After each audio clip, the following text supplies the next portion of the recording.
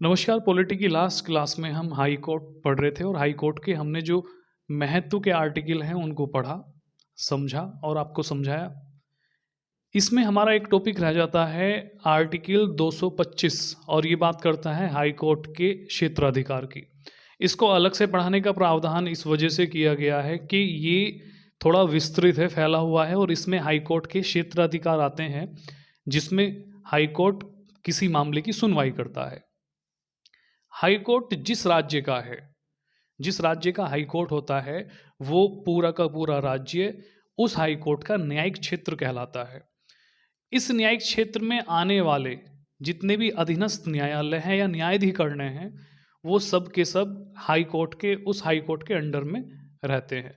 जैसे बात करते हैं उत्तर प्रदेश के हाई कोर्ट की, उत्तर प्रदेश का हाई कोर्ट इलाहाबाद है। अब उत्तर प्रदेश में जितने भी अधीनस्थ न्यायालय होंगे, जितने भी न्यायाधिकरण होंगे, वो सब के सब इलाहाबाद हाई कोर्ट के अंडर में चलते हैं। तो जितने भी मामले उत्तर प्रदेश में होते हैं, उन मामलों की प्रकृति के आधार पे ये तय किया जाता है कि कौन सा मामला हाई कोर्ट में सीधे सुना जा सकता है, किस मामले के लिए अपील की आवश्यकता है। तो उसको जो है समझते हैं। तो हम हेडिंग लगाएंगे उच्च न्यायालय के क्षेत्राधिकार, अनुच्छेद 225। आर्टिकल 225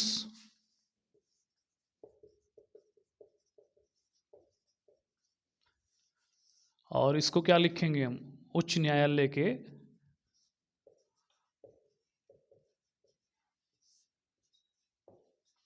क्षेत्राधिकार।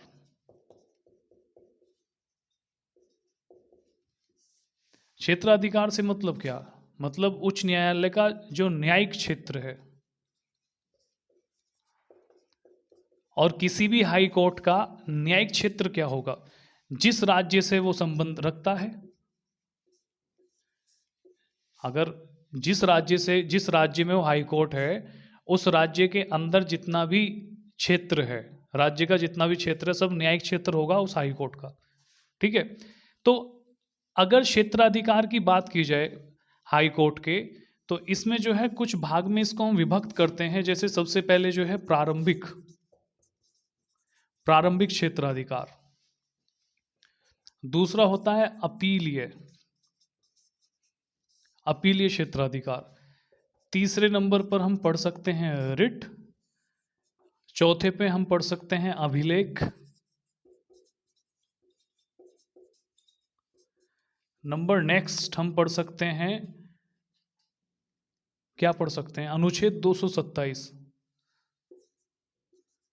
पर्यवेक्षण, न्यायालय द्वारा पर्यवेक्षण या अधीक्षण।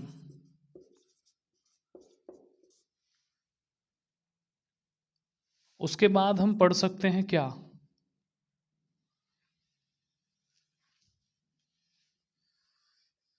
अधीक्षण।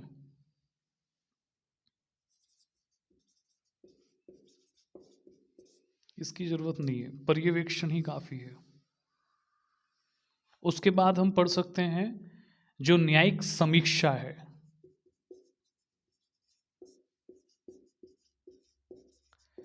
ये लगभग दोनों एक ही बात है, ठीक है ना? दोनों को हम एक साथ ही पढ़ सकते हैं, समझेंगे। इसमें से कुछ प्रावधान हमने पढ़ लिए, जैसे हमने अभिलेख के बारे में पढ़ लिया, रिट के बारे में पढ़ लिया, और हमने कल इसके बारे में भी पढ़ लिया था। अभी देखेंगे आगे। तो हमारा सबसे पहला जो पॉइंट है वो है प्रारंभिक क्षेत्र। हाई कोर्ट का जो प्रारंभिक क्षेत्र है,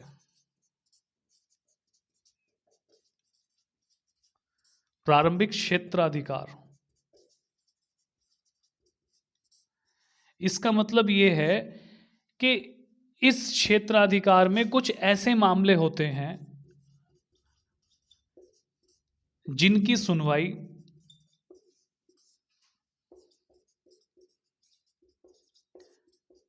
हाई कोर्ट द्वारा सीधे की जाती है।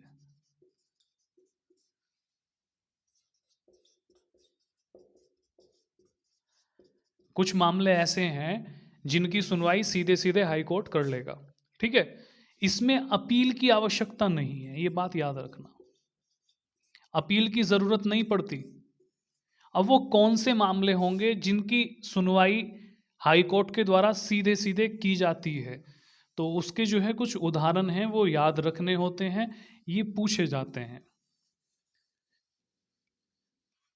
अब किन मामलों की सुनवाई हाई कोर्ट सीधे सीधे कर सकता है, मतलब इन मामलों को लेके आप सीधे हाई कोर्ट में जा सकते हैं, सुनवाई होगी। इसमें जो है जैसे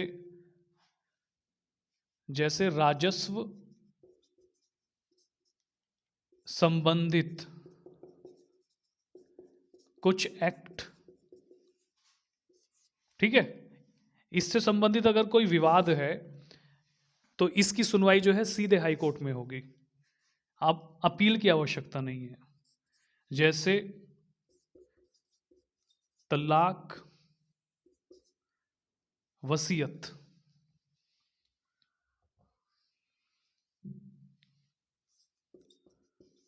वसीयत और न्यायालय की अवमानना।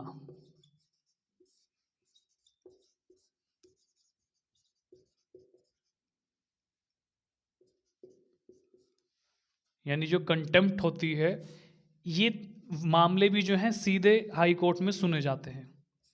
जैसे कि सांसद, सांसद कौन होगा? संसद का सदस्य। वे विधायक, विधायक के निर्वाचन से संबंधित कोई अगर विवाद है तो वो भी कहाँ जा सकता है? सीधे सीधे, वो भी सीधे सीधे जा सकता है हाई कोर्ट में। जैसे किसी अधीनस्थ न्यायालय में, आप लिखेंगे किसी अधीनस्थ, किसी अधीनस्थ, सबऑर्डिनेट, अधीनस्थ न्यायालय में कोई ऐसा मामला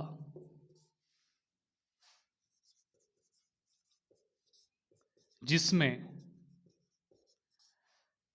कोई विधिक प्रश्न निहित है, जिसमें कोई विधिक प्रश्न निहित है या संविधान की व्याख्या से संबंधित कोई प्रश्न है, उसका मामला भी जो है सीधे सीधे हाई कोर्ट में जा सकता है। तो इसमें जो है हमने कितनी सारी बातें समझी, यानी वो क्षेत्राधिकार जो सीधे सीधे कहां जा सकते हैं? सीधे सीधे हाई कोर्ट में अपील की जा सकती है। सबसे पहले नंबर पर क्या था? अधीनस्थ न्यायालयों में कोई ऐसा मामला चल रहा है जिसमें संविधान की व्याख्या से संबंधित कोई प्रश्न है या कोई विधिक प्रश्न है, तो उस मामले को हाई कोर्ट अपने पास मंगा लेगा या स्थानांतरित कर लेगा, ट्रांसफर करा लेगा उसे, और उस मामले की सुनवाई कर लेगा। ठीक है। दूसरा, राजस्व के संग्रहण से संबंधित या राजस्व से संबंधित कोई एक्ट अगर बनता है और उसमें कोई एक्ट है, उसमें कोई विवाद उठता है, उस मामले की सुनवाई भी हाई कोर्ट में सीधे हो सकती है। तीसरे पे तलाक है, वसीयत है और कंटेम्प्ट है, जो अवमानना है कोर्ट की, उसकी सुनवाई करेगा। और नंबर नेक्स्ट जो है, सांसद व विधायक के निर्वाचन से संबंधित अगर कोई विवाद होता है तो उसकी भी सुनवाई का क्षेत्राधिकार है, प्रारंभिक क्षेत्राधिकार है हाई कोर्ट के पास। ठीक है। तो हमारा पहला प्रकार पढ़ लिया हमने।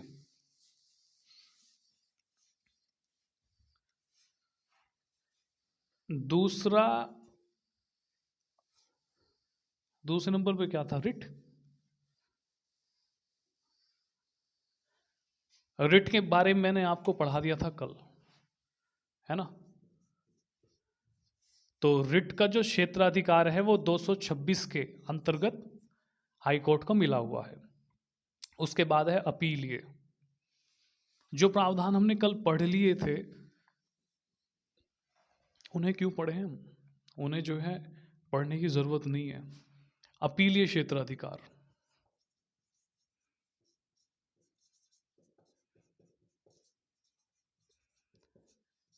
ये जो अपीलीय क्षेत्राधिकार है,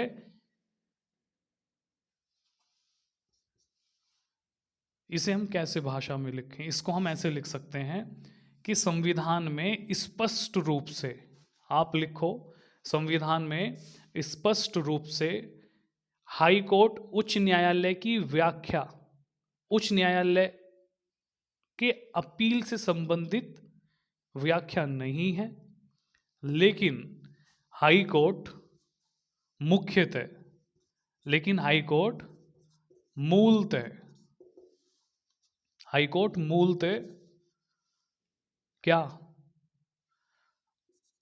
अपीलीय न्यायालय है।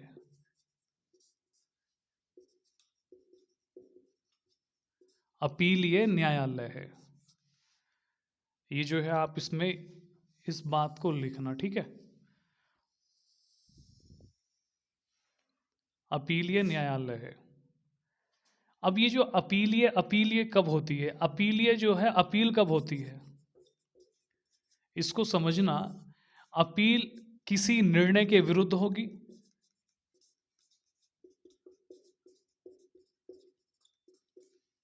किसी निर्णय के विरुद्ध होगी। और कौन से न्यायालय की अपील हाई कोर्ट में की जा सकती है? निर्णय की अपील हाई कोर्ट में की जा सकती है, तो उसे हम कहाँ समझेंगे? उसे हम यहाँ समझते हैं। ये हाई कोर्ट है, उच्च न्यायालय है, ये डिस्ट्रिक्ट कोर्ट है, जिला कोर्ट, ये सब ऑर्डिनेट कोर्ट है, मतलब अधीनस्थ न्यायालय। इसको हम क्या बोलेंगे? अधीनस्थ न्यायालय। ये जिला कोर्ट है और ये तो उच्च न्यायालय है ही। अब अपील दो तरह से हो सकती है हाई कोर्ट में। एक अपील जो है प्रारंभिक अपील है, मतलब एक है फर्स्ट और एक है सेकंड। ये फर्स्ट अपील किसको कहेंगे हम, सेकंड अपील किसको कहेंगे, इसको आप समझो जरा। देखो, कोई मामला, कोई विवाद अधीनस्थ न्यायालय में चल रहा है और यहां पर निर्णय दे दिया गया, और इस निर्णय से पक्षकार संतुष्ट नहीं है। एक पक्ष में चला गया निर्णय, दूसरा पक्ष संतुष्ट नहीं है, तो उसके पास दो विकल्प है। या तो वो जिला कोर्ट में अप्लाई करे या फिर वो हाई कोर्ट में अप्लाई करे। अगर उस पक्षकार ने इस निर्णय के खिलाफ, जो अधीनस्थ न्यायालय ने निर्णय दिया था, इसके खिलाफ सीधे ये हाई कोर्ट में चला जाता है, तो ये फर्स्ट अपील कहलाती है। ये समझने की बात है, फर्स्ट अपील। लेकिन ये पक्षकार इस निर्णय के विरुद्ध सीधे ना जाकर ये जो है कहां चला गया? जिला कोर्ट में गया पहले, और जिला कोर्ट ने भी निर्णय दे दिया। ये इस निर्णय से भी संतुष्ट नहीं है, फिर ये कहां जा सकता है? ये फिर हाई कोर्ट में जा सकता है। अब ये पहले जिला कोर्ट में गया, जिला कोर्ट के बाद फिर हाई कोर्ट में जा रहा है, तो ये सेकंड निर्णय कहलाएगा, सेकंड अपील कहलाएगी। ये बात ध्यान रखना। इसमें एक चीज हमेशा ध्यान रखना अपील में, कि अपील अगर जो सेकंड है, सेकंड अपील में हाई कोर्ट केवल विधिक संबंधित विधि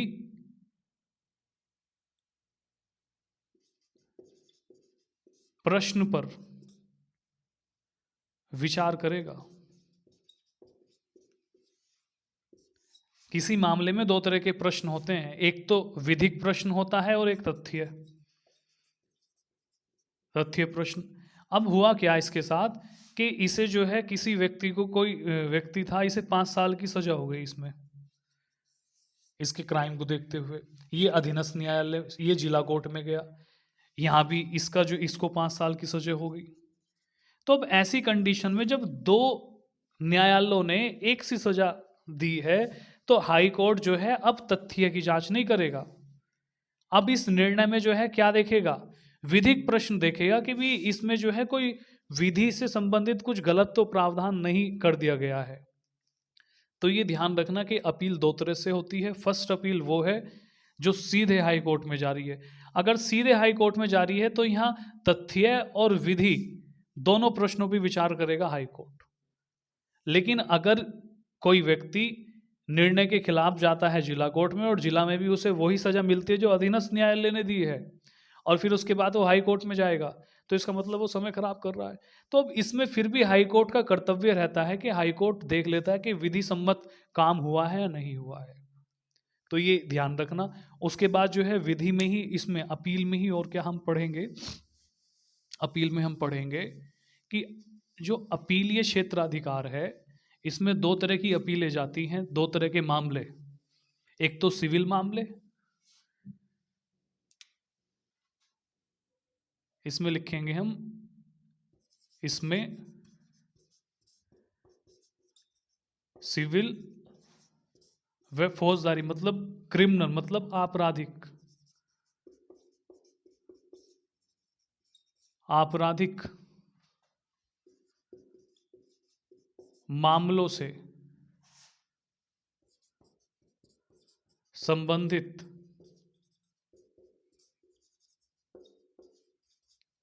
अपील होती है।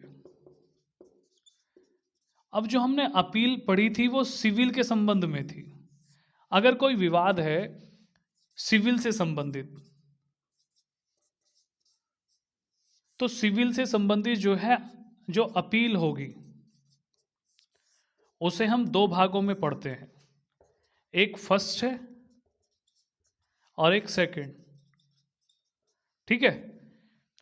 अगर फर्स्ट अपील है, तो फर्स्ट अपील में जो है, जो हाई कोर्ट है, हाई कोर्ट उसमें तथ्यगत प्रश्न पर विचार भी करता है। लेकिन अगर अपील जो है सेकंड अपील है, तो इसमें जो है केवल विधिक प्रश्न, विधिक प्रश्नों पर विचार करेगा, तथ्यगत प्रश्नों को छोड़ देगा उस मामले से संबंधित। क्योंकि सेकंड अपील का मतलब ये होता है कि एक सा निर्णय दिया गया है दो अधीनस्थ न्यायालयों के द्वारा। जिला कोर्ट ने भी एक ही निर्णय दिया है, एक से ही पनिशमेंट है, और जो अधीनस्थ न्यायालय था उसका भी एक सही पनिशमेंट है।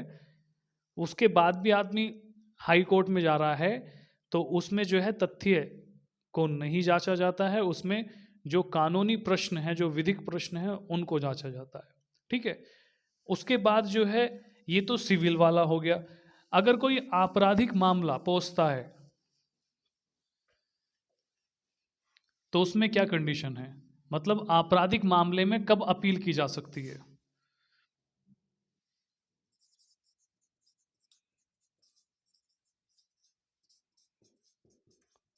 आपराधिक मामले में यदि, इसको हम लिखेंगे यदि सत्र न्यायालय या एडिशनल या अपर अपर सत्र न्यायालय, सत्र न्यायालय या अपर सत्र न्यायालय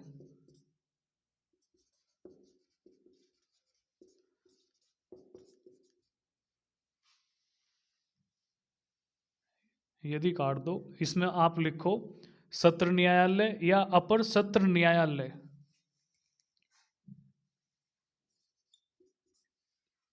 के निर्णय के विरुद्ध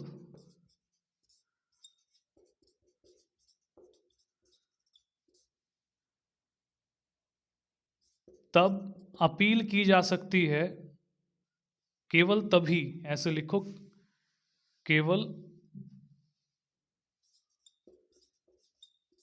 केवल तभी हाई कोर्ट में अपील की जा सकती है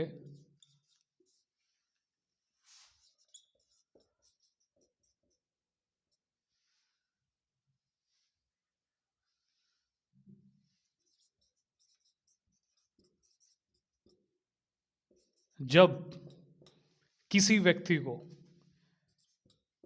7 वर्ष, 7 साल से अधिक, 7 साल या 7 साल से अधिक की सजा दी गई हो। ठीक है। पहली कंडीशन क्या है, आपराधिक मामले के विरुद्ध हाई कोर्ट में अपील तब की जाएगी जब किसी व्यक्ति को सत्र न्यायालय, सेशन कोर्ट या अपर सेशन कोर्ट के द्वारा 7 वर्ष या 7 वर्ष से अधिक की सजा दी गई हो। तब कोई व्यक्ति अपील कर सकता है।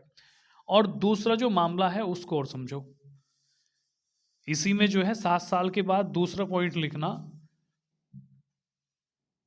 यदि सत्र न्यायालय या अपर सत्र न्यायालय ने किसी को मृत्युदंड दिया है, मृत्युदंड दिया हो, अगर किसी को मृत्युदंड दे दिया तो इस कंडीशन में जो है कार्यवाही तब तक आगे नहीं बढ़ती है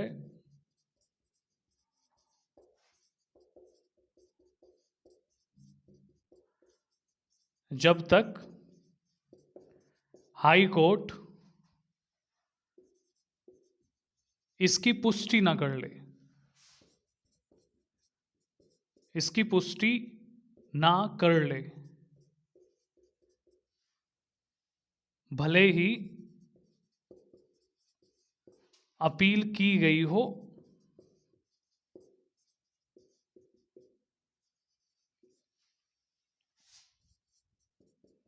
या नहीं की गई हो।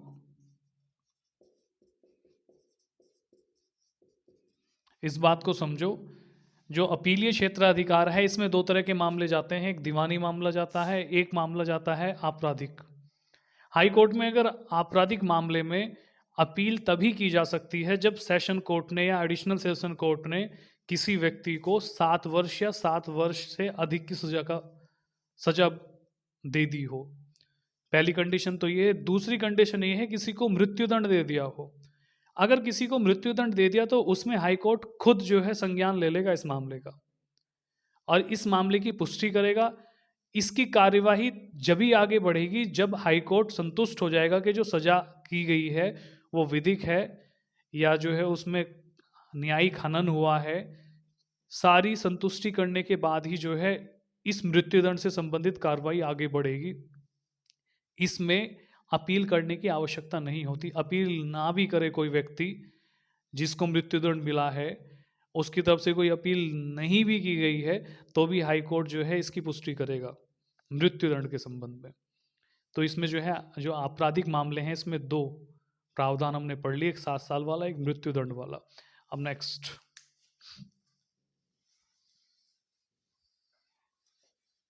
हमने रिट पढ़ लिया, प्रारंभिक क्षेत्राधिकार पढ़ लिया, और क्या रह गया? और जो है अभिलेख न्यायालय, मैंने जो है जो हम हाई कोर्ट पढ़ रहे थे उसमें सबसे पहली क्लास में अभिलेख न्यायालय ही हमने पढ़ा था। रिकॉर्ड आर्टिकल 215 है ना, तो अभिलेख न्यायालय को नहीं पढ़ेंगे। उसके बाद जो है जो पर्यवेक्षण,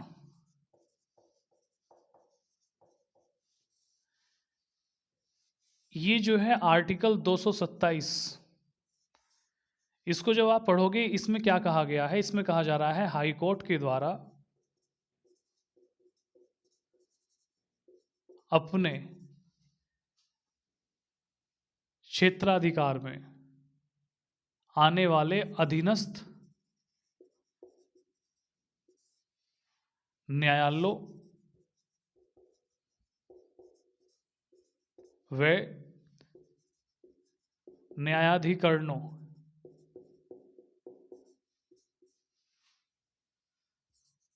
करणों का पर्यवेक्षण करने का अधिकार होगा। ये सुपरविजन की बात कर रहा है। इसका मतलब क्या है? देखो ये जो है इसका मतलब ये है कि हाई कोर्ट ये जांचेगा कि जो मेरे अधीन न्यायालय हैं उसमें कामकाज कैसा चल रहा है। मतलब ये समीक्षा से ही मैच खाता है, समीक्षा वाले प्रावधान है। दूसरा, जो इन न्यायालयों में लगने वाले जो कर्मचारी हैं और जो पद पे आसीन व्यक्ति हैं उनके वेतन, उनके अवकाश, उनके प्रपत्र, उनसे संबंधित यानी सारी जो है कागजी कार्यवाही भी हाई कोर्ट के ही अंडर में होती है। ठीक है। तीसरा जो है ये देखेगा कि उसमें न्याय संगत काम चल रहा है, उसमें विधिक संगत काम चल रहा है, जो परंपरा है, जो कानूनी परंपरा है, जो हाई कोर्ट और सुप्रीम कोर्ट के द्वारा बनाई गई है, उसके आधार पे ही ये न्यायालय काम कर रहे हैं या नहीं, तो इन सब की जांच करता है। इसको भी हम दो भागों में पढ़ सकते हैं। एक तो जो है प्रशासनिक पर्यवेक्षण होता है और एक न्यायिक होता है। ये जो प्रशासनिक है, इसमें जो कर्मचारी है, कर्मचारियों से संबंधित प्रावधान है, जो कामकाज होता है इन न्यायालयों में उससे संबंधित प्रावधान है, सबको तय कौन करेगा? सुप्रीम कोर्ट करेगा। न्यायिक में क्या है कि विधिक सम्मत विधि का हनन तो नहीं किया जा रहा है। दूसरा जो कानूनी परंपरा है, अब कानूनी परंपरा क्या है? जैसे जो है अभिलेख न्यायालय के रूप में है हाई कोर्ट और सुप्रीम कोर्ट। इसका मतलब ये है कि हाई कोर्ट और सुप्रीम कोर्ट के द्वारा जितने भी निर्णय दिए गए हैं उन सब का रिकॉर्ड रखा जाएगा और उन निर्णय को जो है कानूनी परंपरा माना जाएगा। उसके आधार पे जो अधीनस्थ न्यायालय हैं या न्यायाधिकरण हैं वो उसके आधार पर ही निर्णय देंगे, तो उसे जो है कानूनी परंपरा कहा जाता है। अब हाई कोर्ट इसकी जांच करता है कि जो मेरे न्यायिक क्षेत्र के अंदर आने वाले अधीनस्थ न्यायालय हैं, जो न्यायाधिकरण हैं, क्या वो कानून की परंपरा से काम कर रहे हैं या विधि का हनन कर रहे हैं। तो इस तरह का काम करता है। अब मैंने आपको जो है बताया था कि भी जो न्यायालय की समीक्षा का प्रावधान है उसे भी हम इसमें ही पढ़ सकते हैं। ये भी तो समीक्षा है एक तरह की, समीक्षा ही तो की जा रही है। उसको अलग से भी पढ़ सकते हैं और इसमें भी, क्योंकि न्यायिक समीक्षा अनुच्छेद 227 का भी प्रावधान है और उसको हम 13 में भी पढ़ते हैं और 226 में भी पढ़ते हैं। तो हमारा जो क्षेत्राधिकार था नेक्स्ट वो क्या है? हाई कोर्ट के द्वारा न्यायिक समीक्षा। हाई कोर्ट के द्वारा जो न्यायिक समीक्षा है इसका प्रावधान हम कौन कौन से आर्टिकल में देख सकते हैं? 13 में, 226 में और 227 में। न्यायिक समीक्षा से मतलब क्या है? इसमें हम सीधी सीधी ये बात करते हैं कि यदि संसद कोई, इसमें संसद के साथ जो है राज्य विधानमंडल भी, संसद या राज्य विधानमंडल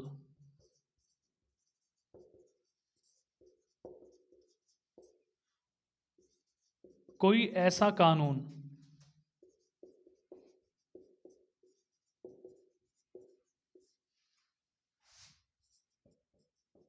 बनाता है जो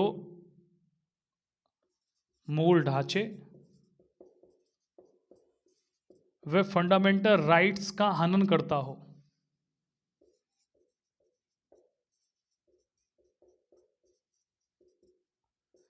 तो हाई कोर्ट उसे रद्द कर देगा।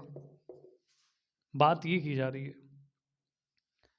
तो इसमें जो न्यायिक समीक्षा का जो प्रावधान है वो 3 आर्टिकल में, 13 में, 226, 227 में पढ़ सकते हैं।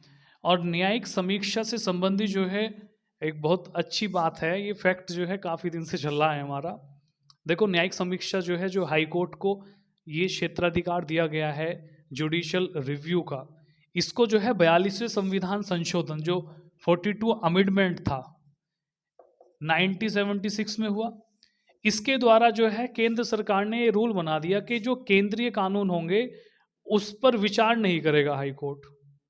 उसका कारण एक ही था सिर्फ, उसका कारण ये था कि इंदिरा गांधी पे जो स्टे लगाया था उस समय इलाहाबाद हाई कोर्ट ने, उसके विरोध में ये काम किया गया था कि अब जो है जितने भी हाई कोर्ट हैं वो केंद्र द्वारा बनाए गए कानून की न्यायिक समीक्षा नहीं करेंगे। तो हाई कोर्ट पे प्रतिबंध लगा दिया था। लेकिन जैसे ही सरकार बदली, दूसरी सरकार ने जो है एक 43वां संविधान संशोधन किया और ये 1977 में हुआ। इसने फिर से जो है जो शुरुआती स्थिति थी उसको ही लागू कर दिया। मतलब हाई कोर्ट जो है केंद्रीय सरकार के द्वारा जो केंद्र सरकार के द्वारा कानून बनाए जाते हैं उनकी भी न्यायिक समीक्षा कर सकता है। तो ये प्रावधान इसमें कर दिया। एक लास्ट में जो है 230 आर्टिकल और पढ़ूंगा और फिर जो है अपने घर जाऊंगा।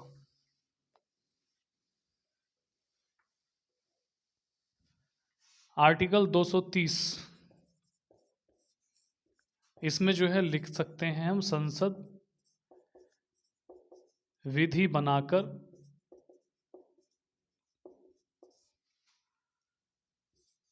किसी संघ शासित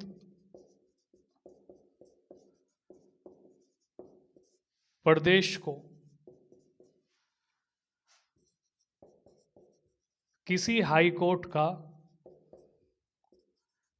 न्यायिक क्षेत्र बना सकती है या कम कर सकती है। ऐसे समझो जैसे इलाहाबाद हाई कोर्ट है, ये केवल और केवल उत्तर प्रदेश का है, तो अनुच्छेद 230 का प्रयोग करते हुए जो यूटी है, जो संघ शासित प्रदेश है, उनमें से किसी संघ शासित प्रदेश को संसद जो है इसमें जोड़ सकती है उत्तर प्रदेश के साथ, और इसे खत्म भी कर सकती है। ठीक है ना। तो अनुच्छेद 230 भी हमारा कंप्लीट हुआ। अब मैं कह सकता हूं कि हमारा जो है जो हाई कोर्ट टॉपिक था वो हमने पढ़ लिया, हमने उसको समझ लिया। आप भी उसको पढ़ो और समझो। ठीक है।